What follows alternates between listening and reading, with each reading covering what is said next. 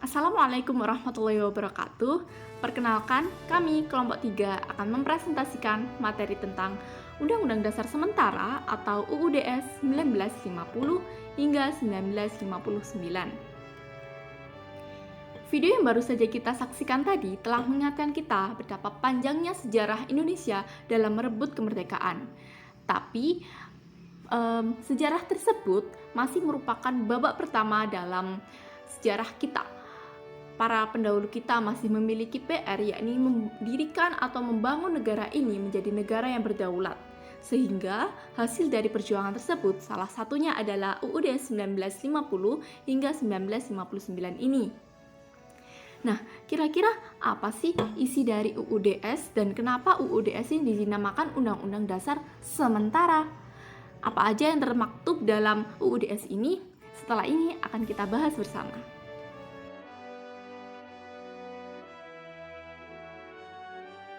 Sebelum kita bahas lebih lanjut mengenai UUDS, mari kita tahu dulu bagaimana latar belakang terbentuknya atau adanya UUDS ini.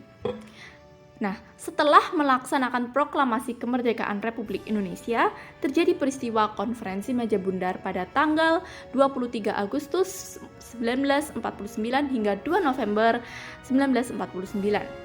Di mana konferensi tersebut menyatakan bahwa Belanda mengakui kemerdekaan Republik Indonesia dalam bentuk Republik Indonesia Serikat atau yang biasa kita kenal adalah RIS.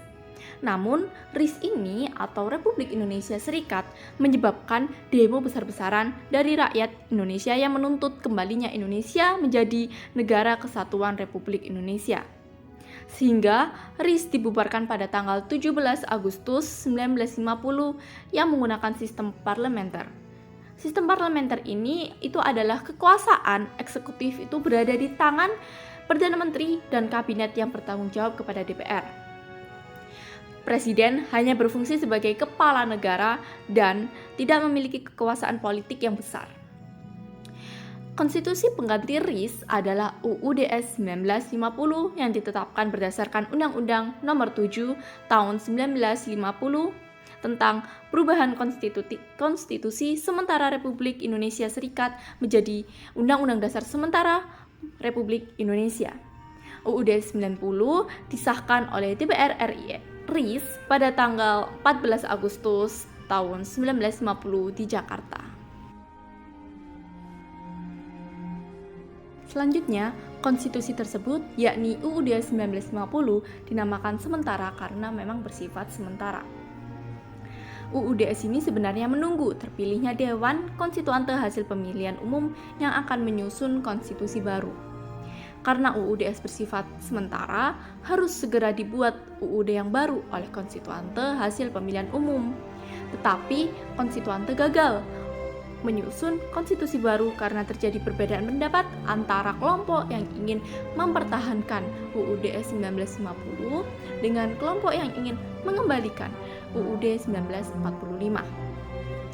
Nah, selain itu, situasi politik dan keamanan pada masa UUDS 1950 juga tidak stabil. Banyak terjadi pergantian kabinet, pemberontakan daerah, dan konflik sosial.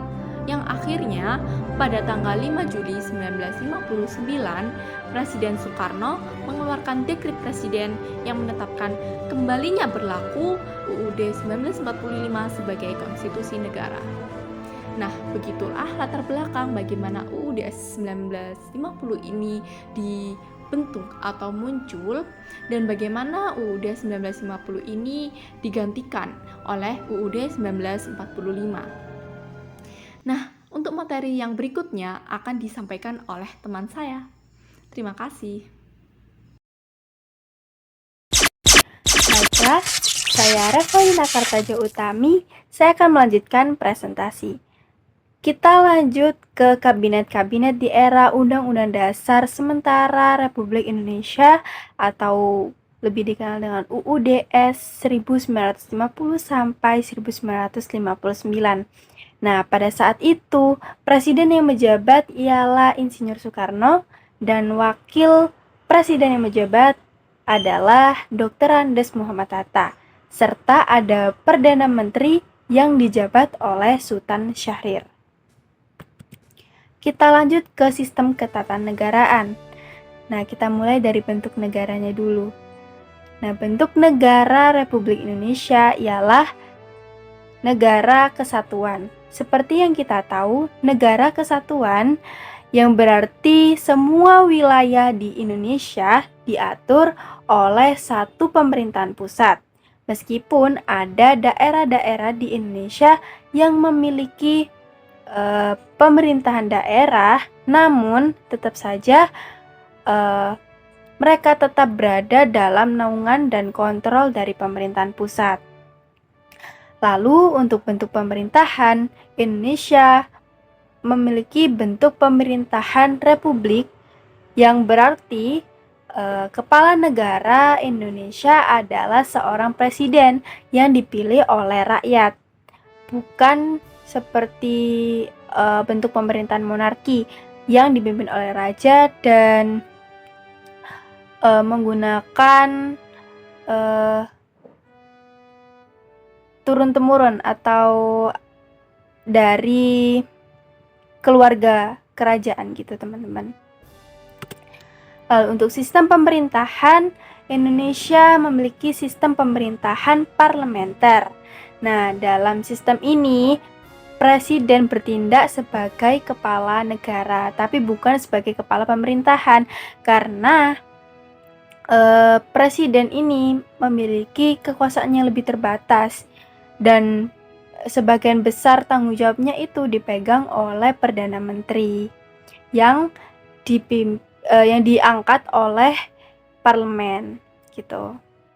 Oke, untuk kepala negara dan kepala pemerintahan, presiden itu menjadi simbol negara karena presiden merupakan kepala negara kan tentunya. Nah, sementara kekuasaan eksekutif atau kekuasaan yang bertanggung jawab dalam pelaksanaan kebijakan dan keputusan pemerintah dijalankan oleh Perdana Menteri dan Kabinet. Nah, Perdana Menteri dan Kabinet ini bertanggung jawab kepada parlemen, bukan pada presiden. Nah, kalau yang kita tahu, parlemen itu seperti DPR gitu, teman-teman. DPR itu Dewan Perwakilan Rakyat. Nah, jika kabinet ini kehilangan kepercayaan dari DPR, misal membuat suatu kesalahan hingga hilang kepercayaan tadi itu, maka kabinet ini harus mengundurkan diri. Nah, sistem ini membuat pemerintahan lebih bergantung pada dukungan parlemen. Untuk selanjutnya yaitu peran presiden yang lebih terbatas. Seperti yang aku jelasin tadi bahwa presiden ini memiliki peran yang lebih terbatas karena sebagian besar tanggung jawabnya itu ada pada Perdana Menteri dalam mengambil keputusan sehari-hari terkait pemerintahan. Nah, presiden ini menunjuk Perdana Menteri dan memberikan pengesahan untuk undang-undang yang telah disahkan oleh DPR. Oke teman-teman, untuk materi selanjutnya akan dijelaskan oleh teman saya yaitu Nasya. Silakan.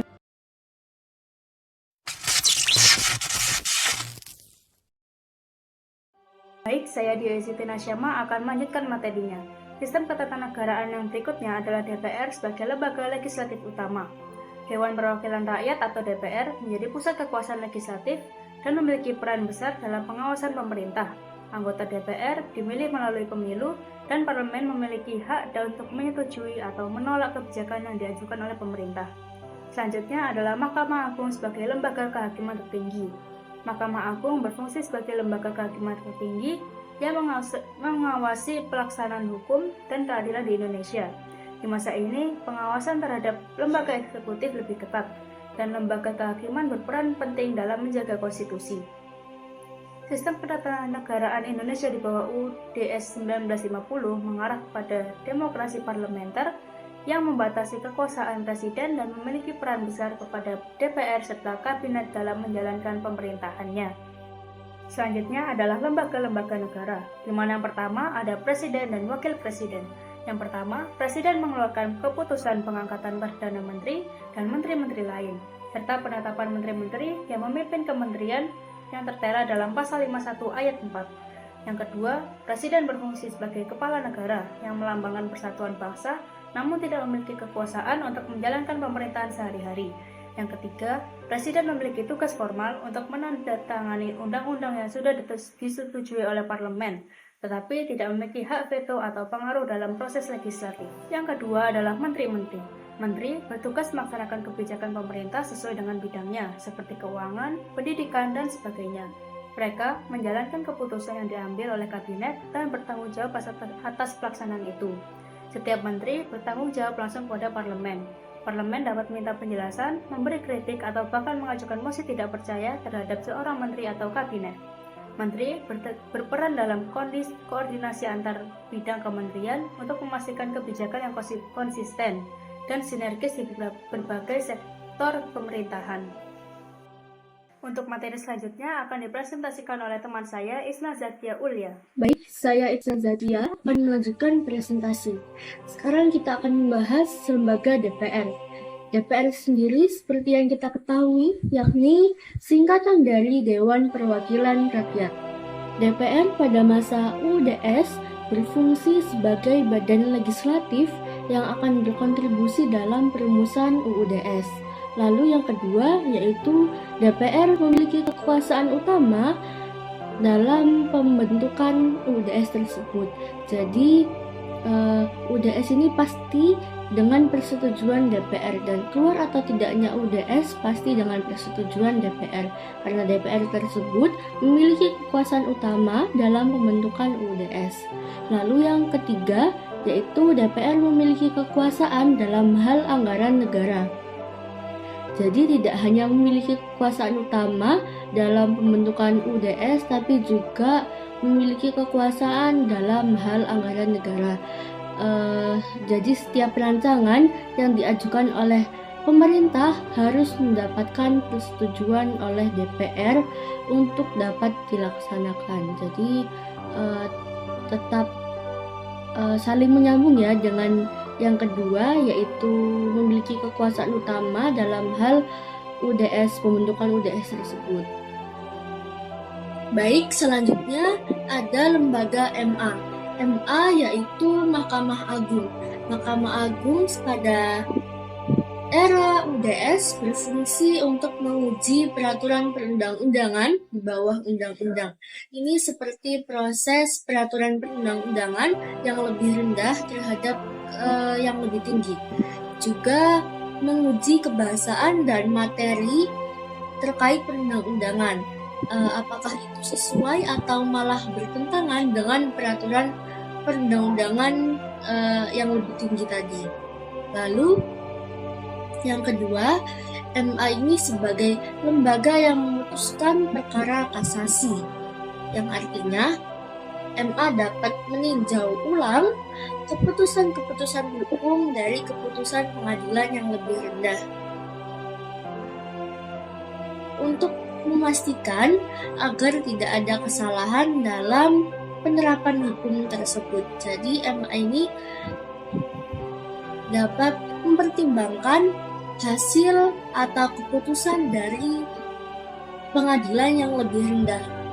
Untuk ya tadi, agar tidak ada kesalahan dalam pelaksanaan hukum tersebut atau penerapan hukum tersebut. Lalu yang ketiga yaitu dapat memberikan pertimbangan dalam hal presiden memberi gerasi atau rehabilitasi, atau bisa disebut juga pengurangan hukuman, keringanan hukuman, atau tidak dihukum sama sekali. Itu tergantung keputusan dari MA atau Mahkamah Agung. Pada lembaga yang selanjutnya, kita bertemu dengan DPA. DPA ini merupakan singkatan dari Dewan Pertimbangan Agung. Dewan Pertimbangan Agung ini pada masa UUDS berfungsi untuk memberi nasihat atau pertimbangan terkait persoalan permasalahan negara yang akan dihadapi oleh presiden, khususnya kebijakan-kebijakan penting. Lalu yang kedua, yakni sebagai penasihat pemerintah dalam keputusan-keputusan strategis yang nantinya akan berdampak juga pada negara. Seperti contohnya keputusan dalam hal ekonomi, lalu dalam hal politik, dan dalam hal pertahanan dan keamanan. Lalu yang ketiga, DPA ini juga berfungsi sebagai wadah untuk menyampaikan pandangan masyarakat terhadap pemerintah, atau bisa kita sebut juga sebagai wadah untuk menyampaikan aspirasi rakyat. Jadi kebijakan-kebijakan yang diambil itu sesuai dengan aspirasi rakyat tadi. Itu saja yang bisa saya sampaikan terkait materi lembaga-lembaga pada era UDS.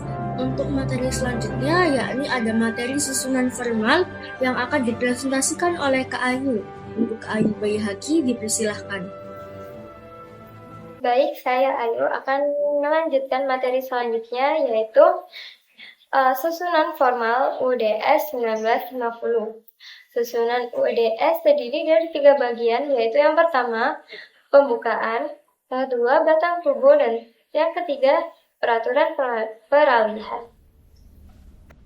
Oke, yang pertama yaitu tentang pembukaan. Pembukaan itu disebut mukadimah, yaitu menguraikan dasar-dasar kemerdekaan Indonesia yang tujuannya pembentukan negara yang berdaulat, adil, dan makmur. Yang kedua yaitu batang tubuh, terdiri dari 6 bab dan 146 pasal. Bab pertama berisi mengatur tentang bentuk dan kedaulatan negara. Yang kedua yaitu mengatur struktur lembaga-lembaga negara. Bab ketiga yaitu memuat ketentuan tentang hak asasi manusia dan kewajiban warga negara. Bab keempat yaitu mengatur hal-hal yang mengenai kesejahteraan sosial dan ekonomi rakyat. Yang kelima yaitu mengatur mekanisme perubahan konstitusi. Dan yang terakhir, yang keenam, yaitu berisi ketentuan umum mengenai penafsiran dan pelaksanaan UUDS 1950. Selanjutnya yang ketiga, aturan peralihan. Aturan peralihan ini mencakup ketentuan sementara untuk menjamin keberlangsungan pemerintahan dan hukum selama masa transisi dari negara federasi ke negara kesatuan. Oke, selanjutnya yaitu peristiwa-peristiwa penting yang terjadi selama periode berlakunya UUDS 1950. Yang pertama yaitu terjadinya pergantian kabinet. Jadi sepanjang berlakunya UUDS 1950 terjadi 7 kali pergantian kabinet, yaitu yang pertama kabinet Taksir yang berlaku September 1950 sampai Maret 1951. Yang kedua yaitu kabinet Sukiman yang berlaku April 1951 sampai Februari 1952. Yang ketiga yaitu kabinet Yulioko yang berlaku April 1952 sampai Juni 1953. Yang keempat yaitu kabinet Ali Sastromitjojo 1 yang berlaku Juli 1953 sampai 19 Juli 1955. Yang kelima yaitu kabinet Burhanuddin Harahap yaitu berlaku Agustus 1955 sampai Maret 1956. Yang keenam yaitu kabinet Ali Sastromitjojo II yaitu berlaku Maret 1956 sampai Maret 1957. Dan terakhir yaitu kabinet Juanda yang berlaku April 1957 sampai Juli 1959. Nah, pergantian kabinet yang sering ini mengakibatkan ketidakstabilan politik dan pemerintahan, sehingga menghambat upaya pembangunan dan menyelesaikan berbagai permasalahan nasional. Oke, yaitu peristiwa kedua, konflik dan pemberontakan di daerah. Munculnya berbagai pemberontakan dan konflik di beberapa daerah seperti yaitu pemberontakan DI Darul Islam atau TNI Tentara Islam Indonesia di Jawa Barat, Sulawesi Selatan, Aceh, dan Kalimantan Selatan yang dipimpin oleh Kartosuwiryo dan kelompok lainnya yang ingin mendirikan negara Islam. Yang kedua yaitu pemberontakan APRA atau Angkatan Perang Ratu Adil di Bandung pada 1950 yang dipimpin oleh Kapten Raymond Lestari. Yang ketiga yaitu ABRI atau Permesta yang terjadi pada tahun 1957 sampai 1958, yaitu gerakan separatis di Sumatera dan Sulawesi yang dipicu oleh ketidakpuasan terhadap pemerintah pusat. Oke, sekian dari saya. Untuk materi selanjutnya akan dilanjutkan dengan rekan saya yaitu Aisyah. Baik, di sini saya akan melanjutkan penjelasan dari teman saya tadi mengenai peristiwa-peristiwa penting pada masa berlakunya UUD 1950. Sebelumnya perkenalkan, nama saya Anissa Amariski Anini, nomor absen 2. Peristiwa-peristiwa penting yang terjadi pada masa UUD 1950 yang ketiga adalah Konferensi Asia Afrika pada tahun 1955 di Bandung. Salah satu pencapaian penting Indonesia pada periode ini adalah terselenggaranya Konferensi Asia Afrika yang dihadiri oleh 29 negara dari Asia dan Afrika. Konferensi ini menjadi simbol solidaritas negara-negara berkembang dalam menghadapi kolonialisme dan memperjuangkan kemandirian. Yang keempat, persoalan Irian Barat atau Papua. Pada masa ini, Indonesia juga mulai memperjuangkan diplomatik dan militer untuk merebut Irian Barat atau Papua dari Belanda. Meskipun upayanya belum membuahkan hasil di masa UUD 1950, isu Irian Barat menjadi salah satu fokus kebijakan luar negeri Indonesia. Dan yang kelima, Dekret Presiden 5 Juli 1959. Akibat kegagalan, ketidakstabilan politik, seringnya pergantian kabinet, dan konflik di berbagai daerah membuat pemerintah kesulitan menjalankan pemerintahan secara efektif. Hal ini mendorong Presiden Soekarno mengeluarkan Dekret Presiden pada 5 Juli 1959 yang membubarkan Konstituante dan kembali kepada UUD 1945 sebagai dasar negara. Dekret ini menandai berakhirnya periode UUD 1950. Dekret ini berisi yang pertama, pembubaran Konstituante, yang kedua, pemberlakuan kembali UUD 1945, dan yang ketiga, pembentukan MPRS atau Majelis Permusyawaratan Rakyat Sementara dan DPRS atau Dewan Perwakilan Rakyat Sementara. Jadi sekian yang bisa Bapak kami sampaikan, kurang lebihnya mohon maaf. Wassalamualaikum warahmatullahi wabarakatuh.